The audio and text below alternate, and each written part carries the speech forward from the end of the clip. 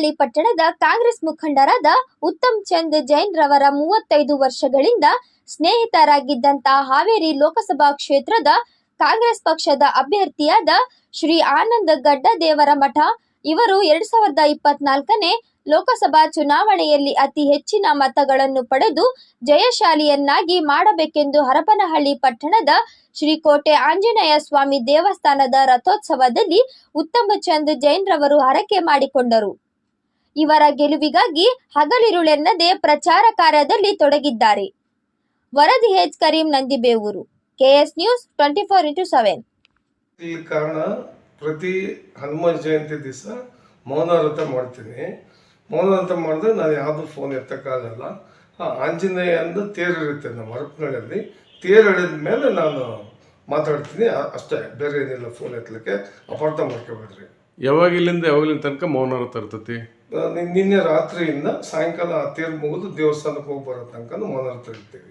ಆ ತೇರಿನೊಳಗೆ ಏನೋ ಬಾಳೆಹಣ್ಣು ಬಿಸಿ ಹಾಕಿದ್ರಲ್ಲ, ಎದಕ್ಕದು ತೇರಿಗೆ?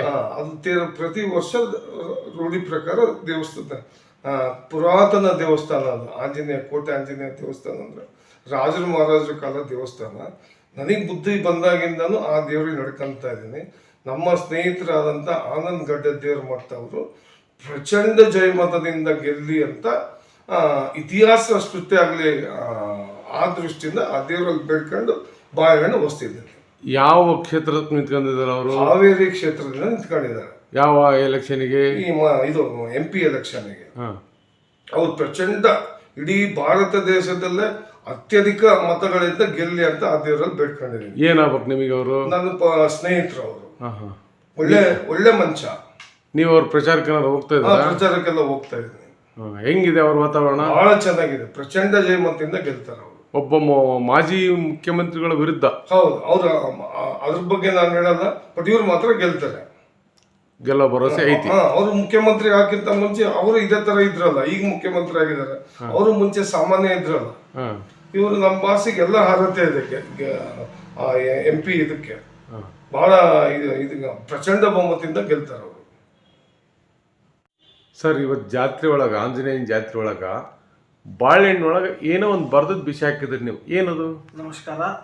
ಇವತ್ತು ಹರಪನಹಳ್ಳಿಯಲ್ಲಿ ಕೋಟೆ ಆಂಜನೇಯ ದೇವಸ್ಥಾನದ ರಥೋತ್ಸವ ನಡೆಯಿತು.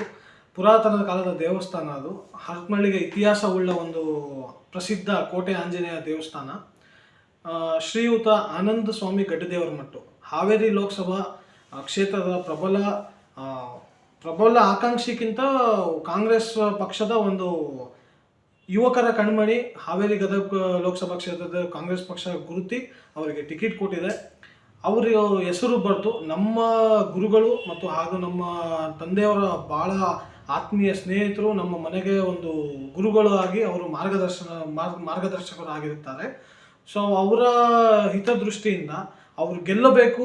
ಅವರಂಥ ಒಳ್ಳೆಯ ಮನುಷ್ಯ ನಾವು ಸುತ್ತಮುತ್ತನಲ್ಲಿ ಯಾರಿಗೂ ನೋಡಿಲ್ಲ. ಒಳ್ಳೆಯ ಯುವಕರು, ಒಳ್ಳೆ ನಾಲೆಡ್ಜ್ ಇರೋ ವ್ಯಕ್ತಿ ಆಗಿರೋದ್ರಿಂದ ಅವರು ಸಾಧಾರಣ ಮನುಷ್ಯನಾಗಿ ಪ್ರತಿಯೊಬ್ಬರಲ್ಲಿ ಬೆರೆತುವ ಮನುಷ್ಯರಾಗಿರುತ್ತಾರೆ. ಸೊ ಅವರ ಗೆಲ್ಲಬೇಕಂತೇಳಿ ಅವರ ಹೆಸರನ್ನು ಬರೆದು ಆ ದೇವರಲ್ಲಿ, ಆ ಕೋಟೆ ಆಂಜನೇಯ ದೇವಸ್ಥಾನದ ದೇವರ ರಥ ಹೋಗಬೇಕಾದ್ರೆ ನಮ್ಮ ಹಾರೈಕೆ ಹೊತ್ತು ಭಗವಂತನಿಗೆ ಕಳಿಸ್ಕೊಟ್ಟಿದ್ದೇವೆ.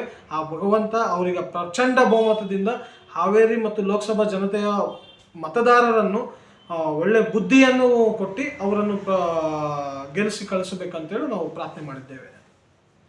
ಗ್ರಹಚಾರ ದೋಷ, ಆರ್ಥಿಕ ಅಡಚಣೆ, ವ್ಯಾಪಾರದಲ್ಲಿ ನಷ್ಟ, ನಿರುದ್ಯೋಗ, ಸಾಂಸಾರಿಕ ವಿರಸ, ಸ್ತ್ರೀ ಪ್ರೇಮ, ವಶೀಕರಣ, ಬೆಂಬಿಡದ ರೋಗ ರುಜಿನಗಳು, ವಿದೇಶ ಪ್ರಯಾಣ, ಸಕಲ ಸಂಪತ್ತಿದ್ದರೂ ಮನಃಶಾಂತಿಗೆ ಕೊರತೆ, ಹೀಗೆ ಸಮಸ್ಯೆಗಳು ಯಾವುದೇ ಇರಲಿ ಪರಿಹಾರ